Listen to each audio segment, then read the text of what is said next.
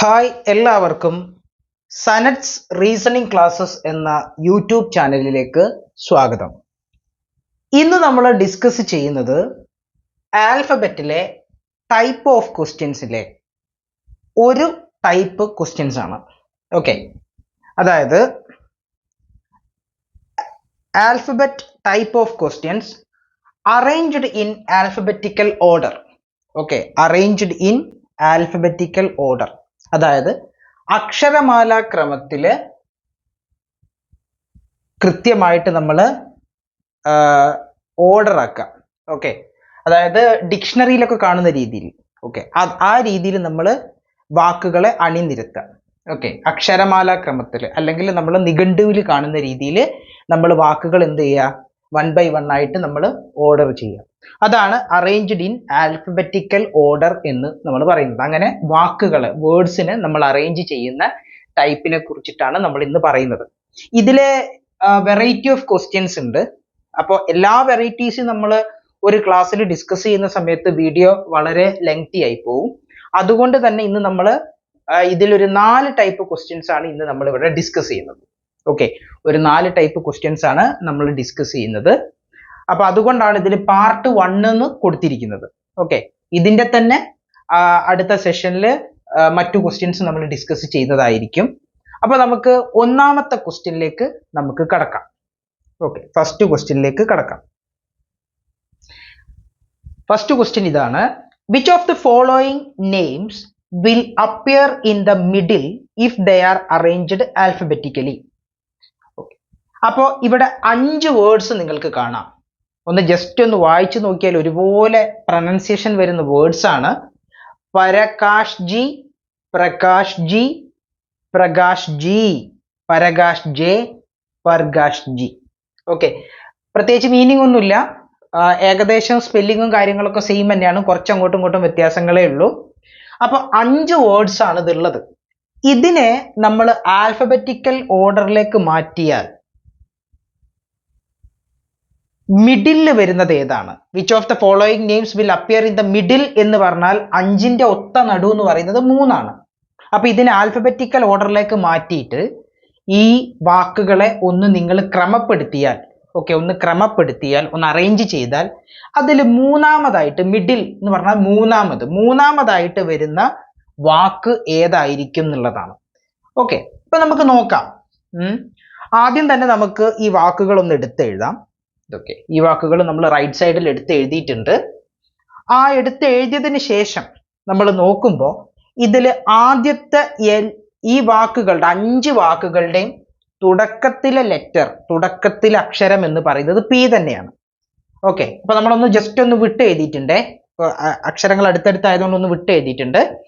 ഇനി നോക്കിക്കഴിഞ്ഞാൽ തുടക്കത്തിലെ എല്ലാ അക്ഷരങ്ങളും, ഓക്കെ, ഈ 5 വാക്കുകളുടെയും തുടക്കത്തിലെ എല്ലാ അക്ഷരങ്ങളും എന്ത് തന്നെയാണ്? പി തന്നെയാണ്. ഓക്കെ, പി തന്നെയാണ്. അപ്പൊ നമുക്ക് എന്ത് വേണം? അടുത്ത, അതായത് രണ്ടാമത്തെ അക്ഷരത്തിലേക്ക് പോകണം, രണ്ടാമത്തെ ലെറ്ററിലേക്ക് പോകണം.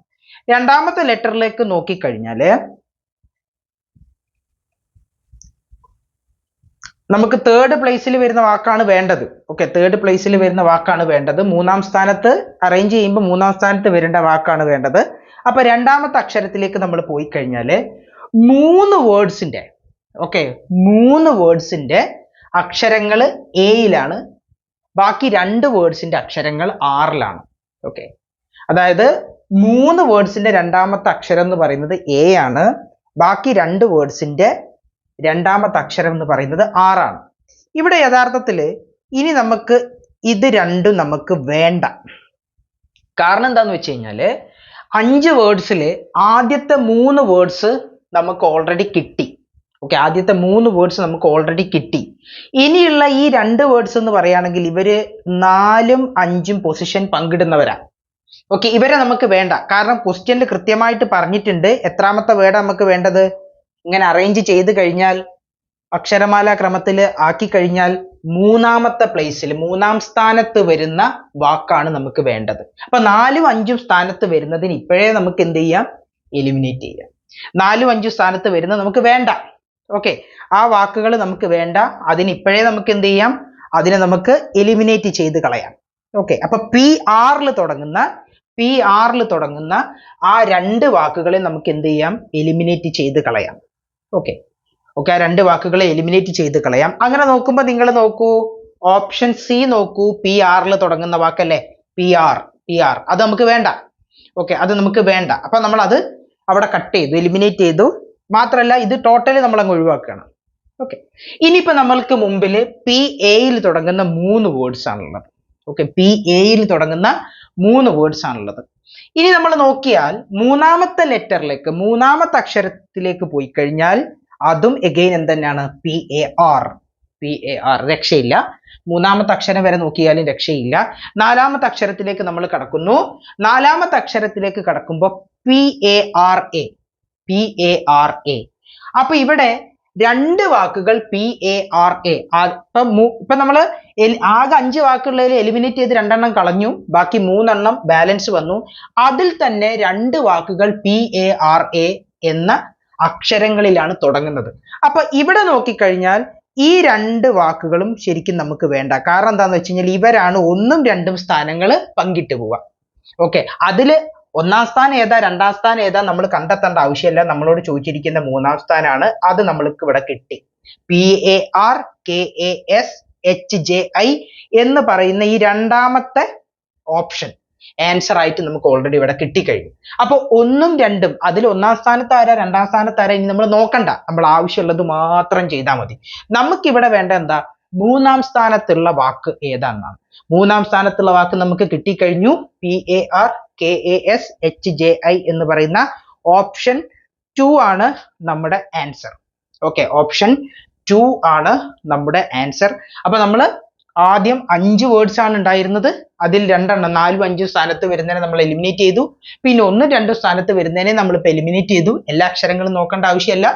4 അക്ഷരങ്ങൾ, ഈ വാക്കുകളിലെ 4 അക്ഷരങ്ങൾ തന്നെ നോക്കുമ്പോഴത്തേക്ക് നമ്മൾ ആൻസറിലേക്ക് എത്തി. ഓക്കെ, അപ്പൊ നമ്മളെ ആൻസർ ഓപ്ഷൻ ബി. ഓക്കെ, അപ്പൊ ഒന്നാമത്തെ ക്വസ്റ്റ്യൻ നമ്മൾ ഇവിടെ ഡിസ്കസ് ചെയ്ത് കഴിഞ്ഞു. ഇനി നമ്മൾ രണ്ടാമത്തെ ക്വസ്റ്റ്യനിലേക്ക് കടക്കുകയാണ്. If the following words are arranged according to the dictionary order, which will be the second word in that order? നിഘണ്ടുവിൽ കാണുന്നത് പോലെ നമ്മൾ ഇതിനെ അണിനിരത്തിയാൽ, ഈ വാക്കുകളെ അണിനിരത്തിയാൽ 2ാം സ്ഥാനത്ത് വരുന്നത് ഏതാണ് എന്നാണ് ക്വസ്റ്റ്യൻ. ഇവിടെ 2ാം സ്ഥാനമാണ് ചോദിച്ചത്. Second word in that order. Disgrace, disgruntled, disgorge, disguise. Okay, 4 വാക്കുകളാണുള്ളത്. Disgrace, disgruntled, disgorge, disguise. ഇവിടെ മീനിങ് അറിയാത്ത ആൾക്കാരുണ്ടെങ്കിൽ ഒന്ന് എഴുതി വെച്ചോളണം. ഡിസ്ഗ്രേസ് എന്ന് പറഞ്ഞു കഴിഞ്ഞാൽ കളങ്കം അല്ലെങ്കിൽ അപമാനം എന്നൊക്കെയാണ് ആ വാക്കിന് അർത്ഥം കേട്ടോ. ഓക്കെ, മീനിങ് അറിയാത്തവരുണ്ടെന്ന് നോട്ട് ചെയ്ത് വെച്ചോളണേ. ഡിസ്ഗ്രേസ് എന്ന് പറഞ്ഞാൽ കളങ്കം അല്ലെങ്കിൽ അപമാനം എന്നൊക്കെയാണ് മലയാളത്തിന് മീനിങ്. ഡിസ്ഗ്രണ്ടിൽഡ് എന്ന് പറഞ്ഞാൽ ഒരു എന്താ പറയാ, ഒരു നീരസം. ഓക്കെ, വലിയ താല്പര്യമില്ലാത്ത വലിയൊരു ദേഷ്യമോ അല്ലെങ്കിൽ ഒരു വെറുപ്പോ ഒക്കെ ഉള്ള ഒരു അവസ്ഥേനെയാണ് നമ്മൾ ഡിസ്ഗ്രണ്ടിൽഡ് എന്ന് പറയുന്നത്. നീരസം പൂണ്ട. ഓക്കെ, അങ്ങനെയാണ് ശരിക്കും അതിനെക്കുറിച്ച് അതിന്റെ വേർഡ് മലയാളത്തിൽ വരുന്നത്. പിന്നെ ഡിസ്ഗോർജ് ആണെങ്കിൽ അന്യായമായിട്ട് നമ്മൾ നേടിയത്, ഒരാളെടുത്തു നിന്ന് നമുക്ക് ശരിക്കും നേടാൻ അർഹതയില്ലാതെ നമ്മൾ അന്യായമായിട്ട് നേടിയത് തിരിച്ചു കൊടുക്കുന്നതിനെ നമ്മൾ പറയുന്നതാണ് ഡിസ്ഗോർജ്. ഓക്കെ, അന്യായമായിട്ട് നേടിയത് നമ്മൾ തിരിച്ചു കൊടുക്കുക. ഇനി വൊമിറ്റ് ചെയ്യാവുന്ന ഒരു മീനിങ് ഉണ്ട് ഡിസ്ഗോർജിന് കേട്ടോ. അതായത് നമ്മൾ ഛർദിക്കൂല്ലേ, അത് അങ്ങനെയുണ്ട്. പക്ഷെ യഥാർത്ഥത്തിൽ നമ്മൾ യൂസ് ചെയ്യുന്നത് ഇതിന് വേണ്ടിയിട്ടാണ്. അന്യായമായിട്ട് നമ്മൾ നേടിയ ഒരു സംഭവം നമ്മൾ തിരിച്ചു കൊടുക്കുന്നതിനാണ് നമ്മൾ ഡിസ്ഗോർജ് എന്ന് പറയുന്നത്. ഇനി ഡിസ്ഗൈസ് എന്നാണ് പറയുന്നതെങ്കിൽ വഞ്ചനയാണ്. ഓക്കെ, വഞ്ചനയാണ്. അല്ലെങ്കിൽ വേഷം മാറുക, വേഷപ്രച്ഛന്നത, അതൊരു വഞ്ചന തന്നെയാണ്. അതുവരെ ഉണ്ടായിരുന്ന ഒരു യഥാർത്ഥത്തിലുള്ള രൂപം പുറത്ത് കാണിക്കാതെ പെട്ടെന്ന് അതിൽ നിന്ന് മാറുക. ഓക്കെ, യഥാർത്ഥത്തിലുള്ള രൂപം കാണിക്കാതെ ഒരാളോട് വേഷം മാറുക. ഓക്കെ, അതും വഞ്ചന തന്നെയാണ്. അപ്പൊ വഞ്ചന അല്ലെങ്കിൽ വേഷം മാറുക. ചില ആൾക്കാരുണ്ട് നമ്മളോട് നല്ല രീതിയിലൊക്കെ നിൽക്കും, ഉള്ളു വേറായിരിക്കും. ഓക്കെ, അപ്പൊ അതിനെ നമ്മൾ പറയുന്ന ഒരു സംഭവമാണ് ഡിസ്ഗൈസ് എന്ന് പറയുന്നത്. ഓക്കെ, ഞാൻ ജസ്റ്റ് പറഞ്ഞേ ഉള്ളൂ. വേർഡിന്റെ മീനിങ് അറിയാത്ത ആൾക്കാരുണ്ടെങ്കിൽ എഴുതി വെച്ചോളൂ. ഓക്കെ, അപ്പൊ ഇവിടെ 4 വാക്കുകളും സ്റ്റാർട്ട് ചെയ്യുന്ന അക്ഷരം DIS ആണ്. ആദ്യത്തെ 3 അക്ഷരങ്ങൾ സെയിം ആണ്, DIS. Okay, DIS. അപ്പൊ അതുകൊണ്ട് ആദ്യത്തെ 3 അക്ഷരങ്ങളിൽ നമുക്കൊന്നും ചെയ്യാൻ പറ്റില്ല. 3 അക്ഷരം എന്നല്ല, 4 അക്ഷരം. DISG. ഓക്കെ, സോറി, 4 അക്ഷരങ്ങൾ. 4 അക്ഷരങ്ങൾ DISG. 4 അക്ഷരങ്ങളും എങ്ങനെയാണ്? ഒരേ രീതിയിലുള്ള ഈ 4 വാക്കും നോക്കൂ നിങ്ങൾ, 4 അക്ഷരങ്ങളും സെയിം ആണ്, DISG. ഇനി അഞ്ചാമത്തെ അക്ഷരം നമ്മൾ എടുത്തു കഴിഞ്ഞാൽ, അഞ്ചാമത്തെ അക്ഷരം നമ്മൾ എടുത്താൽ ഇവിടെ നമുക്ക് കാണാൻ സാധിക്കുന്നത് എന്താന്ന് വെച്ച് കഴിഞ്ഞാൽ, ഇവിടെ നോക്കൂ നിങ്ങൾ, അഞ്ചാമത്തെ അക്ഷരം R ആണ്, ഇവിടെയും R ആണ്. ഓക്കെ, ഇവിടെ O ആണ്, ഇവിടെ U ആണ്. ഈ R 18ാമത്തെ ലെറ്റർ ആണ്. R ഇംഗ്ലീഷ് ആൽഫബറ്റിലെ 18ാമത്തെ ലെറ്റർ ആണ്. ഓക്കെ, ഇനി O ആണെങ്കിൽ 15ാമത്തെ ലെറ്റർ ആണ്, U ആണെങ്കിൽ 21ാമത്തെ ലെറ്റർ ആണ്. ഓക്കെ, ലെറ്ററിന് ഡീറ്റെയിൽഡ് ആയിട്ട് നമ്മൾ കൃത്യമായിട്ട് നമ്മൾ പറഞ്ഞിട്ടുണ്ട്. നമ്മൾ ആൽഫബറ്റിന്റെ ക്ലാസ്സുകൾ നമ്മൾ എടുത്തിട്ടുണ്ട്. A to Z വരെയുള്ള ലെറ്റേഴ്സ് കാണാനുള്ള ട്രിക്കും ടിപ്സും ഒക്കെ അതിനകത്ത് പറഞ്ഞിട്ടുണ്ട്. ആ വീഡിയോ കണ്ടതിന് ശേഷം മാത്രം, കാണാത്തവരുണ്ടെങ്കിൽ അത് കണ്ടതിന് ശേഷം മാത്രം ഈ പ്രോബ്ലം സോൾവ് ചെയ്യുന്നതിലേക്ക് എത്തുക. ഓക്കെ, അപ്പോൾ R എന്ന് പറയുന്ന 18ാമത്തെ ലെറ്റർ ആണ്, O എന്ന് പറയുന്ന 15ാമത്തെ ലെറ്റർ ആണ്, U എന്ന് പറയുന്ന 21ാമത്തെ ലെറ്റർ ആണ്. അപ്പൊ ഇവിടെ നെക്സ്റ്റ് വരേണ്ടത്, ഓക്കെ, അടുത്തതായിട്ട് ഇവിടെ വരേണ്ടത്, ആദ്യം വരേണ്ടത് നമുക്ക് ഏതാണ്? ഓയിൽ തുടങ്ങുന്ന വേർഡാണ്. ഓക്കെ, കാരണം O എത്രാമത്തെ ലെറ്റർ ആണ്? 15ാമത്തെ ലെറ്റർ ആയതുകൊണ്ട് ഓയിൽ തുടങ്ങേണ്ട വാക്കാണ് വരേണ്ടത്. പിന്നെയാണ് 18 വരുന്ന R. ഓക്കെ, ഓയിൽ തുടങ്ങുന്ന വാക്ക് എന്ന് പറയുമ്പോൾ ഈ മൂന്നാമത്തെ വേർഡ്. ഓക്കെ, ഇതാണ് ഒന്നാം സ്ഥാനത്ത് വരേണ്ടത്. ഡിസ്ഗോർജ് എന്ന് പറയുന്ന ഈ വേർഡാണ് ഒന്നാം സ്ഥാനത്ത് വരേണ്ടത്. O 15ാമത്തെ ലെറ്റർ ആണ്, അതാണ് റീസൺ. ഓക്കെ, അപ്പൊ നമുക്ക് നോക്കിക്കഴിഞ്ഞാൽ ഓയിൽ തുടങ്ങുന്ന വാക്കാണ് അവിടെ വരേണ്ടത്. ഓക്കെ, അപ്പൊ ഒന്നാമത്തെ ഇതായിട്ട് ഓയിൽ തുടങ്ങുന്ന വാക്ക് വന്നു, ഡിസ്ഗോർജ്. ഓക്കെ, ഡിസ്ഗോർജ് വന്നു. ഇനി നോക്കിക്കഴിഞ്ഞാൽ DISGR, ആറിൽ തുടങ്ങുന്ന 2 വേർഡ്സ് ഉണ്ട്, ഡിസ്ഗ്രേസും ഉണ്ട്, ഡിസ്ഗ്രൻഡിൽഡും ഉണ്ട്. അതിൽ ഡിസ്ഗ്രേസ് ആണ് 2ാം സ്ഥാനത്ത് വരേണ്ടത്, കാരണം A ആണല്ലോ ഫസ്റ്റ് ലെറ്റർ. അത് DISGR വരെ സെയിം ആയതുകൊണ്ട് അടുത്ത ലെറ്റർ A വരണം. അപ്പോൾ നമ്മൾക്ക് ഇവിടെ വേണ്ടത് 2ാമത്തെ വേർഡ് ആണ്. 2ാമത്തെ വേർഡ് എന്ന് പറയുമ്പോൾ ഡിസ്ഗ്രേസ്. ഓക്കെ, നമ്മളുടെ ഓപ്ഷൻ A ഡിസ്ഗ്രേസ് ആണ് നമ്മളുടെ answer. Okay, option A disgrace. കാരണം ഡിസ്ഗോർജ് കൊണ്ടുപോയി ഫസ്റ്റ് പ്ലേസ്, സെക്കൻഡ് പ്ലേസിൽ ഈ DISGR വരെ സെയിം ആയിട്ട് 2 വേർഡ്സ് ഉണ്ടായിരുന്നു, ലെറ്റർ അല്ല 2 വേർഡ്സ് ഉണ്ടായിരുന്നു. DISGR 5 ലെറ്റേഴ്സും സെയിം ആയിട്ട് 2 വേർഡ്സ് ഉണ്ടായിരുന്നു. പക്ഷേ ഡിസ്ഗ്രേസ് ആണ് അതിൽ ഫസ്റ്റ്, പിന്നെയാണ് ഡിസ്ഗ്രൻഡിൽഡ് വരിക. അപ്പൊ ഇവിടെ ഡിസ്ഗ്രേസ് ആണ് ആൻസർ വരുന്നത്, option A. Okay, option A രണ്ടാമതായി വരുന്ന വേർഡ് ഏതാണ്? ഡിസ്ഗ്രേസ് ആണ്. ഇനി നമ്മൾ മൂന്നാമത്തെ ക്വസ്റ്റ്യനിലേക്ക് കടക്കുകയാണ്. മൂന്നാമത്തെ ക്വസ്റ്റ്യൻ നോക്കിക്കഴിഞ്ഞാൽ, arrange the following words in the alphabetical order. ഇവിടെ നിങ്ങൾ നോക്കൂ, ഒരു സ്റ്റേറ്റ്മെന്റ് ടൈപ്പിലാണ് കൊടുത്തിരിക്കുന്നത്. 4 വേർഡിനെ 1 2 3 4 എന്ന് കൊടുത്തിട്ടുണ്ട്. അതിൽ ആ 4 എണ്ണത്തിന്റെ ഓർഡർ. ഓക്കെ, ഇതുവരെ നമ്മളോട് മൂന്നാമത്തെ വേർഡ് ഏതാ, രണ്ടാമത്തെ വേർഡ് ഏതാ എന്നൊക്കെ ചോദിച്ചെടുത്ത് ഇപ്പൊ ചോദിക്കുന്നത് 4 എണ്ണം ഒന്നിച്ച് തന്നിട്ട് അതിൽ ഓർഡർ എങ്ങനെ വരും. ഓക്കെ, 1 2 3 4 എന്നുള്ളതിൽ ആദ്യം ഏത് വരും എന്നുള്ള രീതിയിലാണ് അതിനെ ഈ ആൽഫബറ്റിക്കൽ ഓർഡർ അല്ലെങ്കിൽ ഡിക്ഷണറിയിലെ ഓർഡറിൽ നമ്മൾ ക്രമപ്പെടുത്തിയാൽ ഇതിലെ ഓർഡർ എങ്ങനെ വരും എന്നാണ് ക്വസ്റ്റ്യൻ.